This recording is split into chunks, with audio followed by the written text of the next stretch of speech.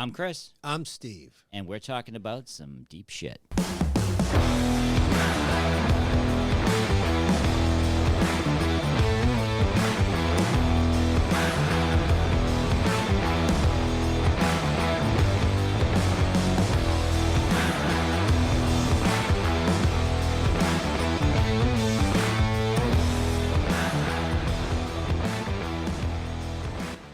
How's it going, Steve? Pretty good. How you doing, Chris? Not bad. Everybody, we're back to talk about some more deep shit. Here we are. Yes. How's the week been going for you? A little hectic, but I'm happy it's the weekend. Same here. But it's been an exciting week on the UFO front, and that is what we're here to talk about. Yes, we are. So this past Tuesday, we're going to jump right into it. This past Tuesday, Congress held UFO hearings. That's crazy, right? It's crazy. It's exciting. And pretty newsworthy. I would say so. And it has been newsworthy, which is, I'm glad to see that it's getting a lot of coverage. It took a while to get here, but I'm glad we're finally here, that we're getting it out. We're going to dig deep on this stuff. We're going to talk about it. Steve and I both have tons of thoughts. What was said, what wasn't said, what was implied. It was exciting stuff. I enjoyed listening to it. And I'm looking forward to talking about it right now. I've been waiting all week to talk about it. Okay, so the reason why these hearings are happening is, we talked about this last episode. When that UFO report came out, it sparked some interest, and Congress has been looking into this. They're getting more engaged, which is really nice to see. Yes, very nice to see. And, well, we're going to talk about it as we go along here, but some of the things they had to say weren't exactly the most exciting things to listen to, especially when they started talking about national security threats, but we're going to get to that. There's an art to answering questions in front of Congress that I notice good defense people, or anybody who works in government who's not elected, the good ones have a skill of answering questions, but not answering them too much. Sometimes that's called a non-answer. And you usually call them on that, right? And try to get at the question that you were attempting to ask. Yes, you'll try to ask a more pointed question in hopes that you'll elicit a better response, but it doesn't always seem to happen with government officials. I was surprised at the quality of the questions that were asked by Congress. I didn't expect that. I didn't either, Chris. Some of the questions that were asked, from my vantage point, I think that it was very, very pointed questions that were asked, which to some of the responses were, we don't know. But the reason why we're having these hearings is after the UFO report, Congress's interest in this topic was piqued. They had been briefed a little bit here and there, but I think after that came out, as much as some people said that report was a disappointment, I think that report had a lot of good info in it. But it set the stage, and then later on last year, there was an amendment to the National Defense Authorization Act. Annually, they do this to sort of authorize the Pentagon's money. And Senator Kirsten Gillibrand, Democrat from New York, and Marco Rubio, Republican from Florida, and in the House, Ruben Gallego, the three of them got on that Defense Authorization Act an amendment that basically established a UFO office in the Pentagon and established regular reports to Congress. So that's why we're here talking about this, is they pushed this through. It was a very bipartisan hearing because I think that it's something that really doesn't elicit political reactions to, in terms of other types of topics you could get into that you can make political. This really isn't political. It's really not. There's no R or D next to UAP. That should be a slogan. So this hearing was run by the House Intelligence Committee, but the subcommittee. I love these titles. They're so wordy. The Subcommittee on Counterterrorism, Counterintelligence, and Counterproliferation. So that was the subcommittee. The chairman of the subcommittee is Andre Carson. He's a Democrat from Indiana. And the chairman of the actual committee, the overcommittee, that's Adam Schiff from California. So that was surprising, too, because he was actually at the hearing, which he didn't need to be. Testifying at this hearing was Ronald Moultrie, who is the Undersecretary for Intelligence and Security, and Scott Bray, the Deputy Director of Naval Intelligence. So those two were the ones in the hot seat, and we'll dig into what they said and all that in a moment.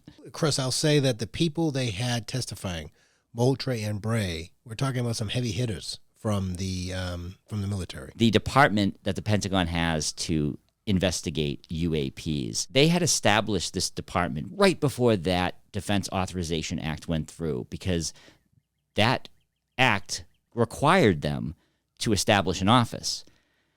They did it ahead of time so they could kind of have more control over it. The name of that office is the Airborne Objects Identification and Management Synchronization Group, AOIMSG, and they pronounced it in a weird way. It just rolls off the tongue. Oh my God. Though I did think they did say that that's going to change. So, Steve, what did you think of the hearings as a whole? In their totality, slightly underwhelming. They didn't have a ton to say. But if you took a deep dive, I think there's some interesting things to discuss. There were no headline moments, which I think a lot of people were hoping for. I think I said that we're not going to see him roll out an alien body. I don't know what people were expecting. They're going to be very cagey because they've been brought to this point. The Pentagon has been brought to this point rather unwillingly. They're not chomping at the bit to get in there and spill their gut. They're going to try to offer as little information as humanly possible while still answering the questions to the satisfaction of the Congress people. The videos that they decided to show, those were so bad. They picked some of the worst videos you could imagine that have been produced, because there's so many other videos that could have been shown that would have had zero explanations. They showed two videos. One was a cockpit view of an object, whizzing by very quickly, barely made it out. You're talking about the one that kind of off to the right of the jet? Yes, they show it as kind of like, hey, this is something weird. We don't know what this is. I don't think they expected anyone to circle back around, but I think it was Schiff who circled back around and he kind of probed into it a little bit, and he said, "Well, run the video again." And they had a hard time doing that, and that made them look a little foolish. And then the other one was they offered an explanation for it. There are still some questions as to that explanation that they offered, but they said it's drones. Are you talking about the one with the night vision goggle? Yes, the one with the triangles, and they're saying it's an artifact of light. I would have liked to see some discussion about the gimbal video or the Tic Tac video. That would have been interesting for them to answer questions on that as well, but those weren't produced. They didn't show the videos. They did mention the Tic Tac Yes. video, it was nice to hear them talk about that. Yes, the video's underwhelming. At first, the questions kind of didn't go anywhere, but then it picked up. It did. So let's go through this kind of sequentially. We have some clips to play, so we can kind of play the clip, kick it around, what we heard, what we think. So first, I'm going to go with Andre Carson's opening. He kind of kicked it off saying this. Unidentified aerial phenomena are a potential national security threat, and they need to be treated that way. For too long, the stigma associated with UAPs has gotten in the way of good intelligence analysis. Pilots avoided reporting or were laughed at when they did. DoD officials relegated the issue to the back room or swept it under the rug entirely, fearful of a skeptical national security community. Today, we know better. UAPs are unexplained, it's true, but they are real. They need to be investigated, and many threats they pose need to be mitigated. That was kind of kicking it off, saying they're a national security threat. Pay attention. Right, that's serious. That is really planting a flag to say, we're not just talking about crazy UFOs and something silly. Like, these things are a threat, potentially. We need to figure it out. And that's kind of like almost like telegraphing to Moultrie and Bray, you better have some answers, boys. If they're in our airspace, we want to know what they are. So then Bray has his opening statement. I grabbed a couple clips from this because there were a couple of items that popped out to me. Incursions in our training ranges by unidentified objects represent serious hazards to safety of flight. In every aspect of naval aviation, safety of our air crews is paramount. Second, intrusions by unknown aircraft or objects pose potential threats to the security of our operations. Our aviators train as they would fight. So any intrusions that may compromise the security of our operations by revealing our capabilities, our tactics, techniques, or procedures are of great concern to the Navy and the Department of Defense. Okay, that's a very reasonable. He's kind of acknowledging the threat, at least safety-wise, to military personnel by UAPs. So that's very reasonable. I like that. That's reasonable. Then the next thing, when Bray was talking, he dropped this gem. Additionally, subject matter experts from a wide variety of fields, including physics, optics, metallurgy, meteorology, just to name a few, have been brought in to expand our understanding in areas where we may not have organic expertise. Why would you need a metallurgist to consult unless perhaps there was something metal for them to identify? He just threw that out there as if, I mean, nobody followed up on it, but it did catch my attention to go, really? Right. They're not investigating Mylar balloons. Right. They would need a Mylar expert for Right. that, and have to ship those in. So then Bray talked about how they sort of classify UAPs. As detailed in the ODNI report, if and when individual UAP incidents are resolved, they likely fall into one of 5 potential explanatory categories: airborne clutter, natural atmospheric phenomena, U.S. government or U.S. industry developmental programs, foreign adversary systems, or a other bin that allows for a holding bin of difficult cases and for the possibility of surprise and potential scientific discovery. The other bin. The other bin. Oh, wait, number 4 and number 5 are both concerning to me. It's either an adversarial military operation or it's something we have no idea what it is. The only thing they really ruled out is that it's ours. They made that point very clear that they were aware of U.S. projects that could be mistaken for these objects in the sky, and they came across saying, no, we're sure it's not us. Right. So then it only leaves the other options. There are probably some of these that are basically just clutter. Oh, I'm sure. There are ones that can be explained. They said during the hearings that there are now about 400 incidents, which is up from 143 1 year ago. And Bray went on to state that they haven't uncovered anything non-terrestrial in origin, but there are incidents they can't explain. This office was kind of built to fulfill a requirement and not necessarily built to do the job that it was tasked with. So I think that sort of came out too, is they're playing it up like, oh yes, it's, we're doing great. We're 400 more reports. We're working. Have you figured any of them out? Well, no, but we have 400 more reports. We got 400 more pieces of paper, 400 files. It's, we had to buy a new filing cabinet and everything. It's amazing. So that was kind of how, but I think Schiff came back at one point and he said, he referenced the UFO report. He went back to the UFO report because I think he was trying to get them kind of in a corner. And he said out of those 144 cases that were mentioned in the UFO report, 18 of them exhibited unusual flight characteristics and advanced technology. Some appeared to remain stationary in winds, move against the wind, move abruptly, and exhibit no discernible means of propulsion. I find that intriguing. When he said, I find that intriguing.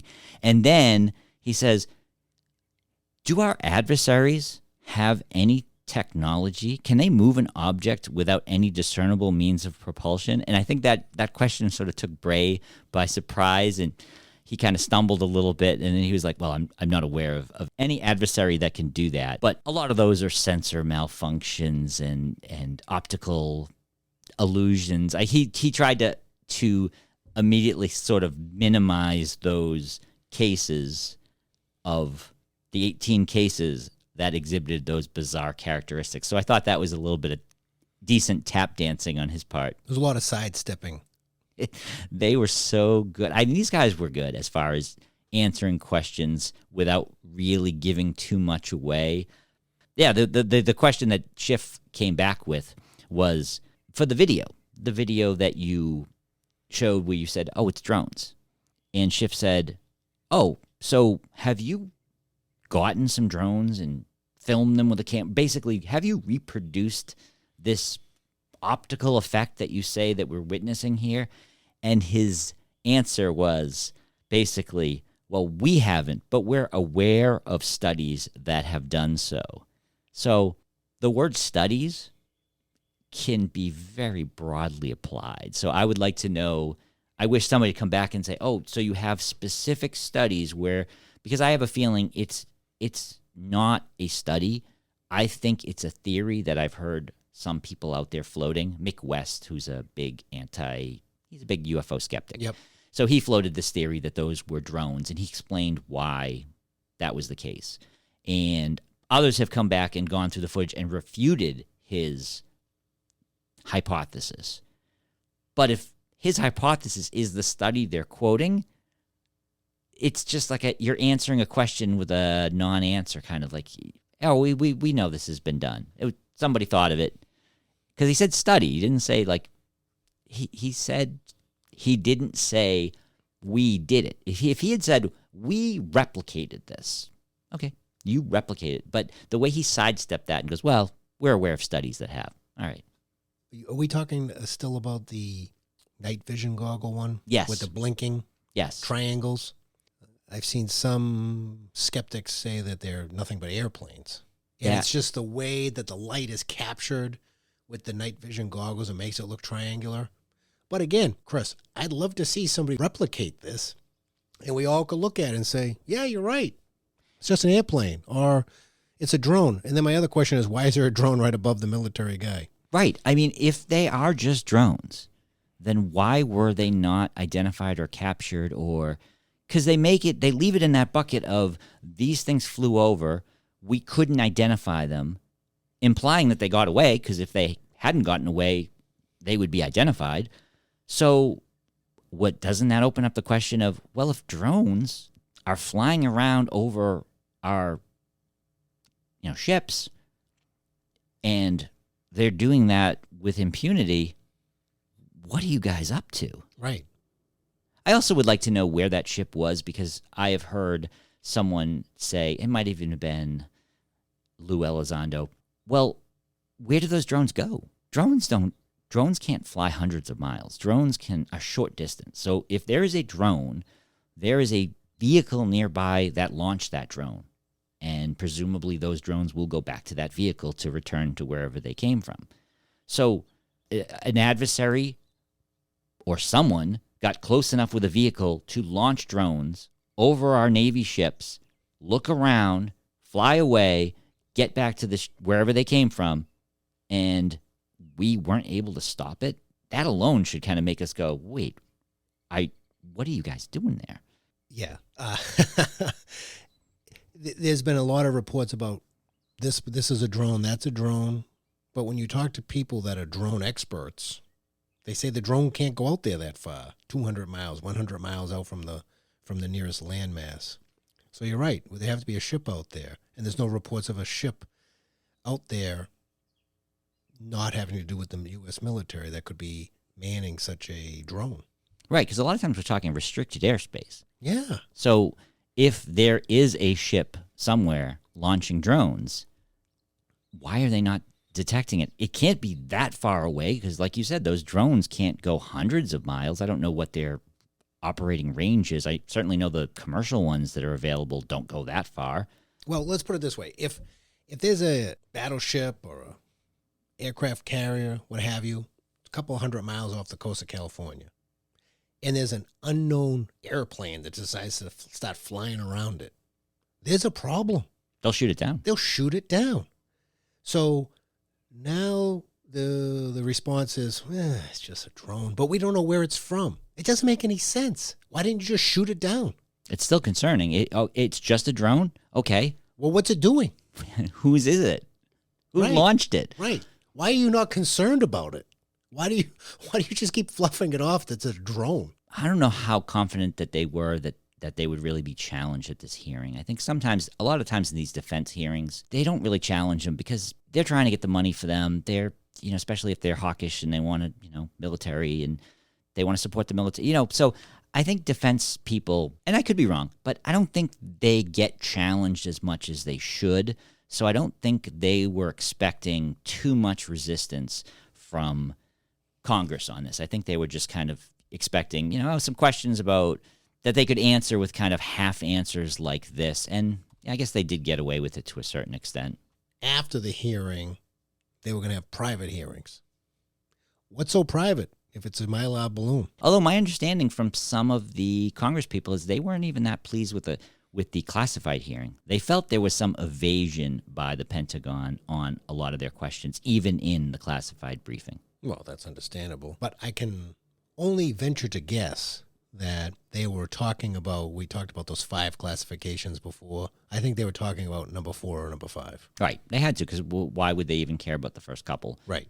So those questions wouldn't be answered. So then the questions started getting a little bit more difficult. They bopped around a little bit, and it didn't get too political. There was one congressperson who started kind of going down the partisan route, but he quickly got away from it, thank God. So then Mike Gallagher, he's a Republican from Wisconsin. He is my new UAP hero in Congress. He was good. So then he comes up with some good questions. This is one of Representative Mike Gallagher's questions.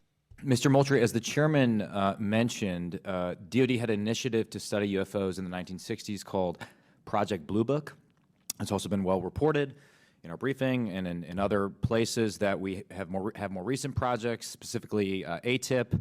Could you describe any other initiatives that the DOD or DOD contractors have managed after Project Blue Book ended and prior to ATIP beginning? Did anything also predate Project Blue Book? So I can't speak to what may have predated Project Blue Book. I mean, of course, there's Roswell and all these other things that people have talked about over the years. I'm familiar with Blue Book. I'm familiar with ATIP. I haven't seen other documented studies that have been done by DOD in that regard. So you're not aware of anything in between Project Blue Book and ATIP? I'm not aware of anything that's official that was done in between those two. Okay. Hasn't been brought to my attention. Okay.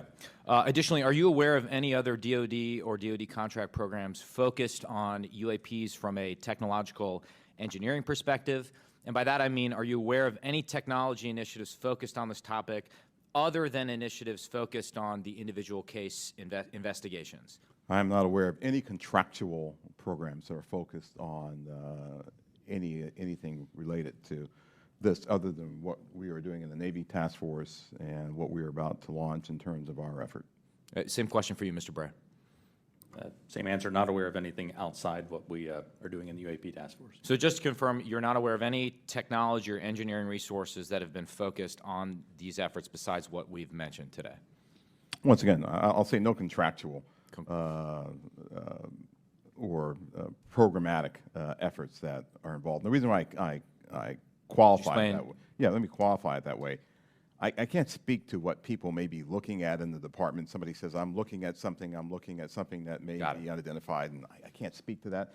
I speak to official programs that we have on the record. He is my new hero. He had those two on the hot seat. So you acknowledge Blue Book and ATIP, but what was in between? There was a lot of time in between. Or how about what was before Blue Book? Because we know there were other Pentagon UFO programs over the years. But what I loved about Gallagher, he then would come back and just say, okay, so for the record, you're saying X. Because I really think this hearing was a way to get the Pentagon on the record answering these questions. So later on, this is on the official record now, so you answered this. We just uncovered 4 more UFO programs that you had. How come you didn't tell us about them when we asked? I think Moultrie was starting to get the sense here, like, oh no, these guys are briefed more than I thought they were. Well, I think I would have followed up with a question as to define contractual. He got a little rattled because he realized that saying contractual was an open question, and so he felt the need to go ahead and kind of define it. It was just, okay, sure, whatever you say, man. Right. That says to me that there were government agencies that were collecting information, but they weren't doing it because they were assigned that task. That's a distinction that they often make. That's not a task to which we were assigned is a way of saying, I don't know anything about it. Well, I do, but I don't have to tell you because I wasn't assigned to it, so I can pretend like I don't know about it, and there's nothing you can do to make me say what you want me to say because I'm just going to tell you I don't know about it. I'll tell you it's not contractual. Right. So Gallagher, then, this was the one I know you loved, was the nuclear question, yes. which was which was a nuclear question in more ways than one. It's also been reported that there have been UAP observed and interacting with and flying over sensitive military facilities, particularly, and not just ranges, but some facilities housing our strategic nuclear forces. One such incident allegedly occurred at Malmstrom Air Force Base, in which 10 of our nuclear ICBMs were rendered inoperable. At the same time, a glowing red orb was observed overhead. I'm not commenting on the accuracy of this. I'm simply asking you whether you're aware of it and whether you have any comment on the accuracy of that report. Let me pass that to Mr. Bray, if you've been looking at UAPs over the last 3 years. That data is not within the holdings of the UAP task force. Okay, but are you aware of the report, or that the data exists somewhere? I have heard stories. I have not seen the official data on that. So you've just seen informal stories, no official assessment that you've done or exists within DoD that you're aware of regarding the Malmstrom incident? All I can speak to is, what's within my cognizance, the UAP task force, and we have not looked at that incident. Well, I would say, it's a pretty high-profile incident. I don't claim to be an expert on this, but that's out there in the ether. You're the guys investigating it. I mean, who else is doing it? If something was officially brought to our attention, we would look at it. There are many things that are out there in the ether that aren't officially brought to our attention. So how would it have to be officially brought to your attention? I'm bringing it to your attention. Sure, so, this is pretty official. Sure. So we'll go back and take a look at it, but generally there is some authoritative figure that says there is an incident that occurred. We'd like you to look at this. But in terms of just tracking what may be in the media that says that something occurred at this time, at this place, there are probably a lot of leads that we would have to follow up on. I don't think we are resourced to do that right now. Well, I don't claim to be an authoritative figure, but for what it's worth, I would like you to look into it. And Sure. if for no other reason, you could dismiss it and say this is not worth wasting resources on. Will do. So that was so good because the report, the Malmstrom base, nuclear base, the Pentagon knows about that because they're the ones who did the report. So for these two guys to say they don't know about it, I don't know. That doesn't. Even Gallagher kind of saw that through. Like, what do you mean you don't know about it? Don't you look into these things? It's just this non-answer. They didn't bring it to us, and that's it. The question is, we have a report, a credible report, because it's from the Pentagon. So it's not somebody who just claimed this. This is a very, you can research this. This is a thing that is a well-known account. Whether or not it's true has never been confirmed, but it is an account that came from the Pentagon about nuclear warheads being shut down by a UAP, and they haven't looked into it because no one's asked them. It actually doesn't make any sense. That. And you could hear it in Gallagher's voice that he just couldn't believe that was the answer. He had the best questions. I wonder where he got. I think he did a little Googling and a little YouTubing before the hearing because he really came with some great questions. He did. It's almost like the office wants to tell us, the American people, that they're operating with blinders on because these reports regarding nuclear facilities have been happening since, I think, 1947 across the world. Different countries have reported the same thing. Russia has reported it. So that office is saying, well, unless it's formally brought to us, we're not going to look into it. It's a very easy way to get out of doing something. It really is. I can't believe they offered that up. I think they were not expecting that. They should have been. They should have been. I think they underestimated. That's why I'll say that I think people are not giving this hearing enough credit. I saw some of the news reports. They weren't negative towards it, but they all seem to have that sort of very little answers. That is true. But although there were very little answers, a lot was said by the omissions. Correct. They telegraphed to Congress, we haven't been taking your mandate that was passed into law. We haven't been taking it seriously because you told us to look into this stuff. And we've basically what they've done is they act as if the UAP phenomena started in 2004. Right. That's how they were trying to frame everything in their answers. Almost like it's a gift that this office that was established last year is even looking at 2004, because that's in the past, we're here to talk about future things. I love it that they're starting to dig into some of these older accounts, the credible ones. I mean, there's tons of accounts, and there are ones without documentation, but where you can find government documentation, they should be looking into. And speaking of documentation, Gallagher, my jaw dropped when he hit them with this one. And I'll play it and see if you recognize the significance, but we'll talk about it because this one sets up the future amazingly. And then finally, are you aware of a document that appeared around 2019, sometimes called the Admiral Wilson Memo or EW Notes Memo? I am not. You're not. I'm not personally aware of that. Okay. This is a document in which, again, I'm not commenting on the veracity. I was hoping you would help me with that, in which a former head of DIA claims to have had a conversation with the Dr. Eric Wilson and claims to have sort of been made aware of certain contractors or DoD programs that he tried to get fuller access to and was denied access to. So you're not aware of that? I'm not aware, Congressman. In my 10 seconds remaining, then, I guess I just would ask, Mr. Chairman, unanimous consent to enter that memo into the record. Without objection. Thank you, Mr. Chairman. Appreciate it. That was an amazing moment that a lot of people won't recognize. Are you aware of the Davis-Wilson memo? Not in its entirety, no. So it was a leaked document. It has been denied by Eric Davis and General Wilson, both of which are still alive. This document was leaked several years back. It strongly implied, if you read this, that the government has programs where they are reverse engineering or at least in possession of alien craft. It has been denied by the people involved. But behind the scenes, a lot of people say it is true. The fact that Gallagher brought it up, got them to pronounce their ignorance of its existence, and then got it entered into the official record, that opens up the door for Congress to bring Wilson and Davis in front of them and ask them point blank if there's any truth to it. And if they're able to speak, this could be huge.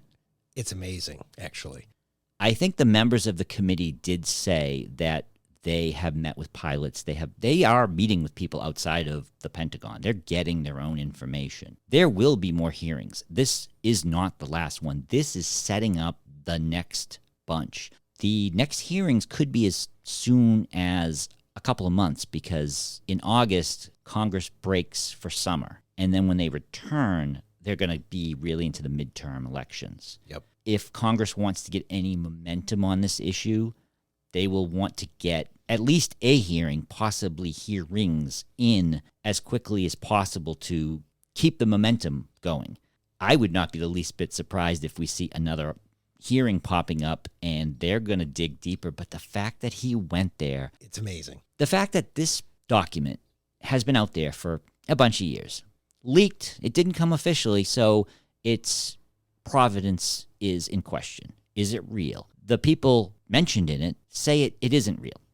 But they would have to say that if they were involved with these projects because they're not allowed to talk to them. So they would have to lie. Just like Andrew Garfield had to lie constantly when people asked him if he was in Spider-Man.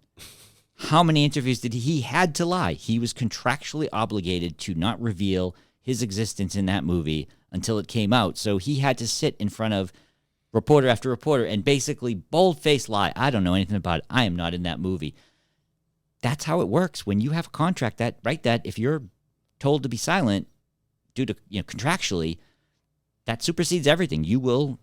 People go to jail if they break those. Well, not the Marvel. Well, maybe the Marvel one. Marvel's pretty rough. But if you speak about something, a top secret program out of school, you go to jail. So anybody would lie, even if it was true. Right. First of all, great movie.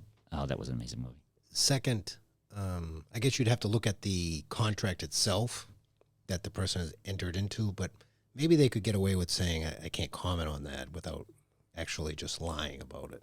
Right.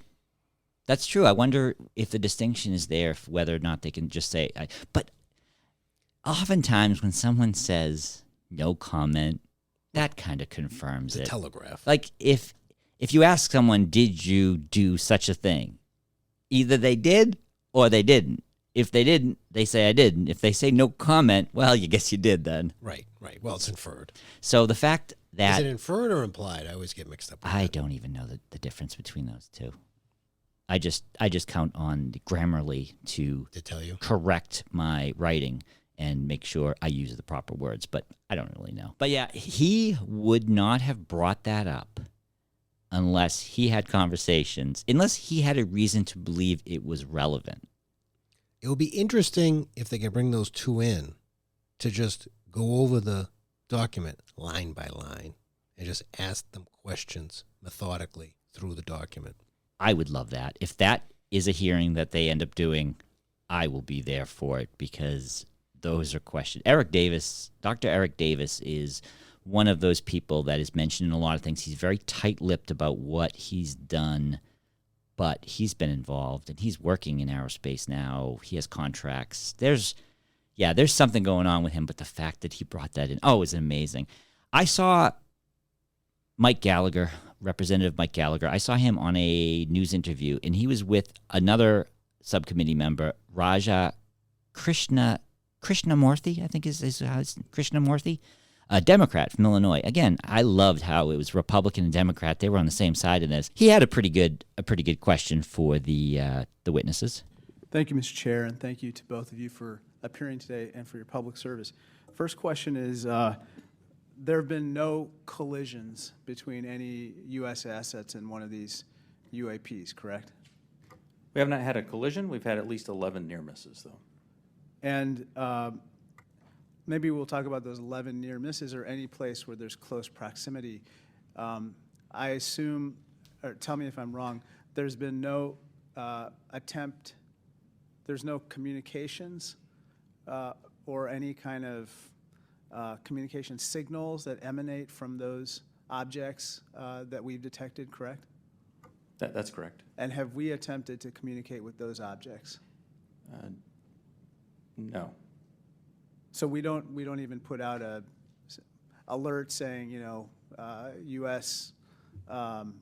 Identify yourself. You are, within our flight path or something like that. We haven't said anything like that. We've not put anything out like that. Generally speaking, for example, in the video that we showed earlier, it appears to be something that is, unmanned. Appears to be something that may or may not be in controlled flight, and so we've not attempted any communication with that.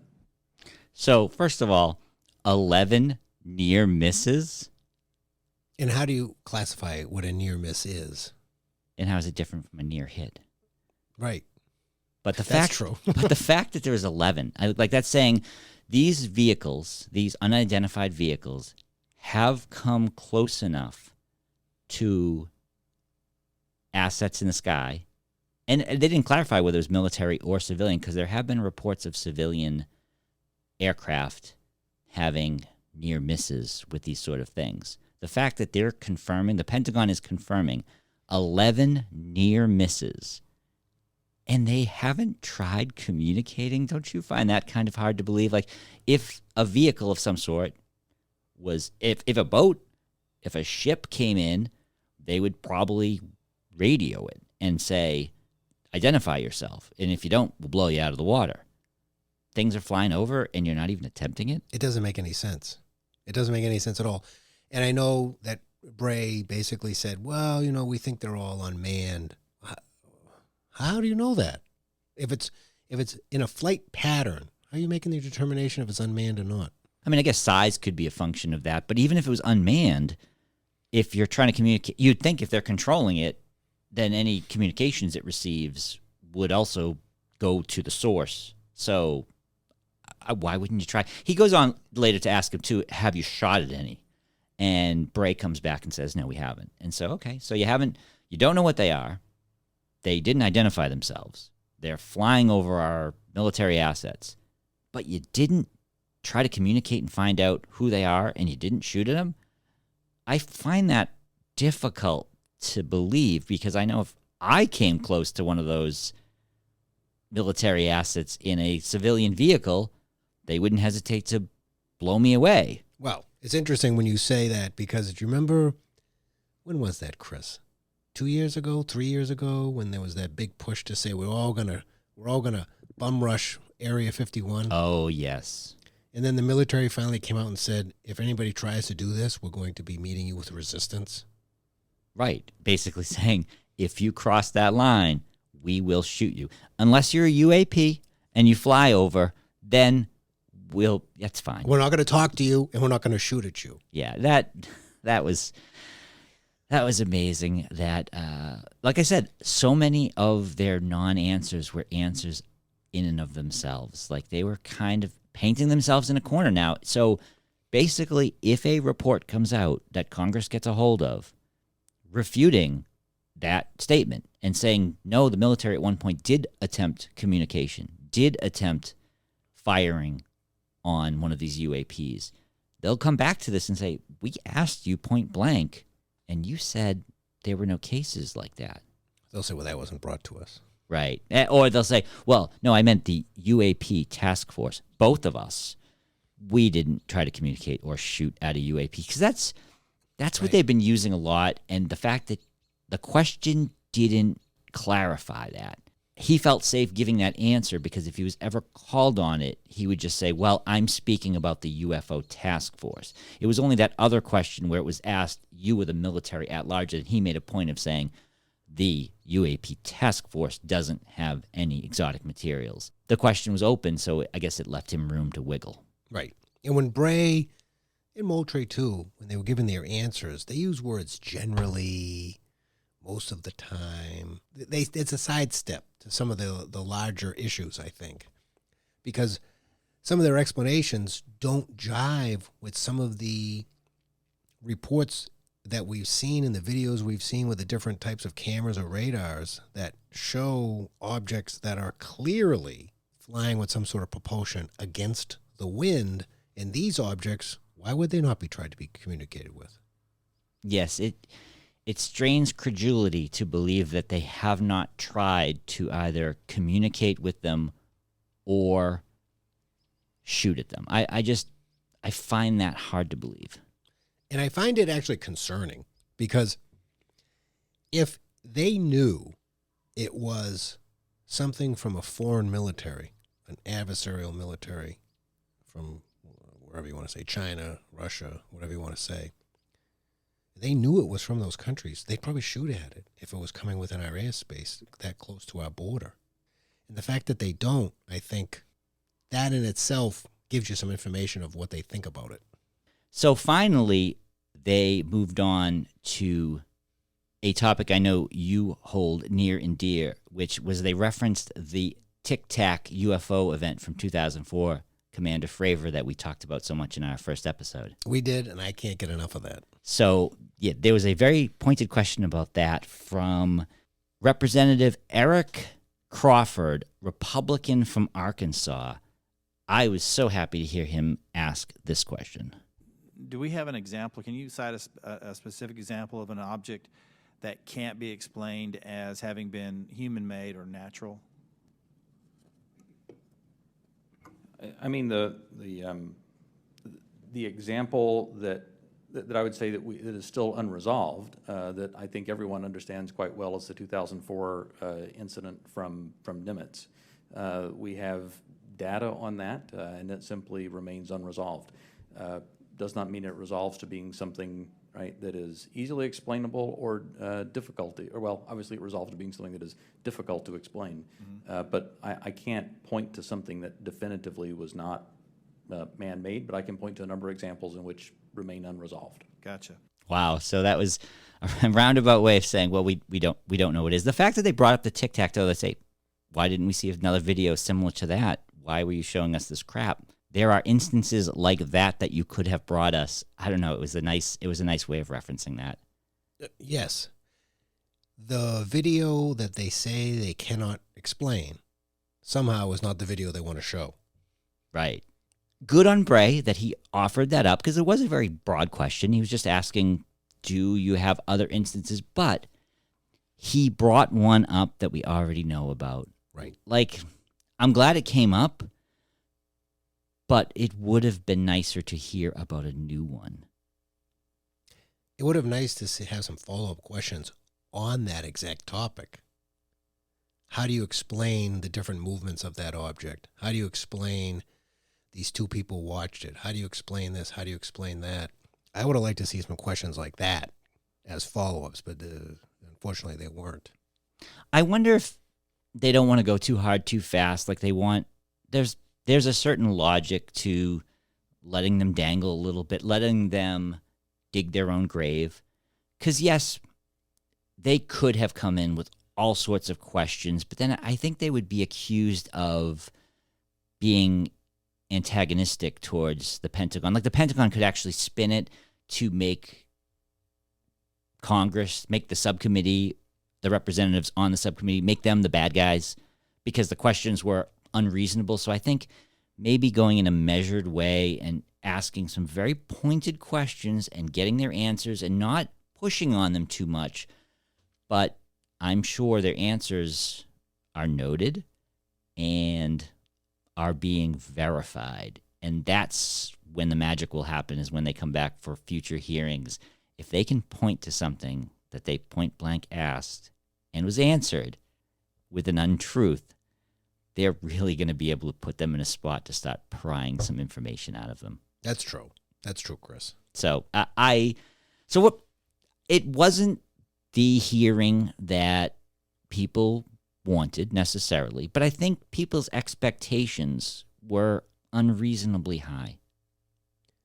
Probably just because of the way it went down in terms of the hype in front of it. The media hypes it up because I noticed I was getting kind of despondent that the media was not reporting on UAPs, UFOs, since the report came out.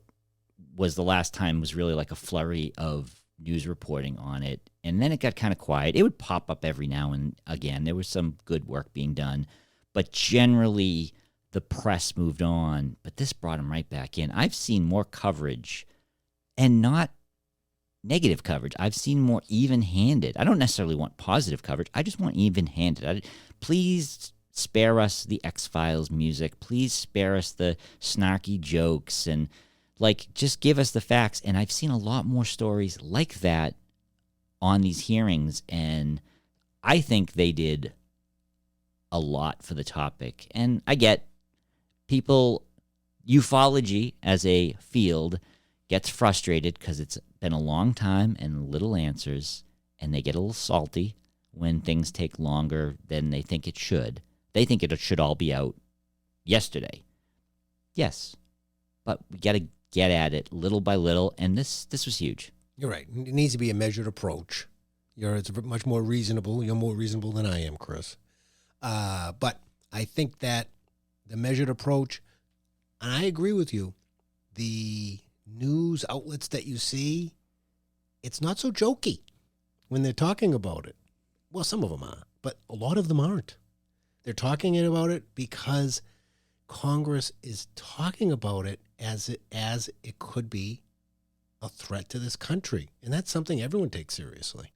It's really puzzling some news anchors when they see Congress people, senators, taking it seriously.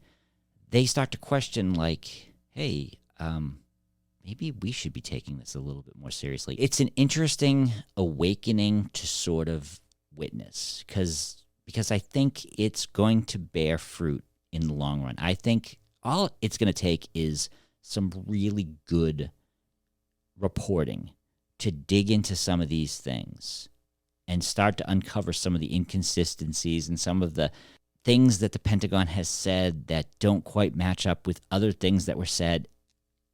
There's so much here for somebody with an investigative mind to kind of dig into, and we're going to start to see more of that. I agree. The other thing, which I think they will explore at some point, is giving immunity so people can talk about some of these things that are secret. That would be a huge step as well, as if they can. There are people who have knowledge but are under security oaths, NDAs, whatever you want to call them, that they can't talk about it. So if Congress can get some of these people, which I think they might try to do with the memo, the Davis-Wilson memo, Wilson-Davis, whatever it's called, if they can get some of these people in front of them, and I mean, can you imagine Lou Elizondo, public hearing, saying, you have full immunity to speak about anything that previously, if you'd spoken about, you would have been arrested. Lay it on us, man. And he could really tell some tales. And there's a lot of Lou's out there. If that happens, it's must-see TV. And if that happens, we are going to be here covering it. But that is as good a place as any to wrap this one up. And I have had a great time kind of dissecting this hearing with you. I've been waiting all week to talk to somebody about it, so I'm glad I saved it for this. Me too. I tried talking to some people about it. They told me to stop talking about it. Yes, I was pointedly told, go talk to Steve. So that's all right. I hope you enjoyed it out there, our listening audience. We are starting to gain a little bit of traction. I am very pleasantly surprised to see our show is being downloaded by some people. It's downloaded.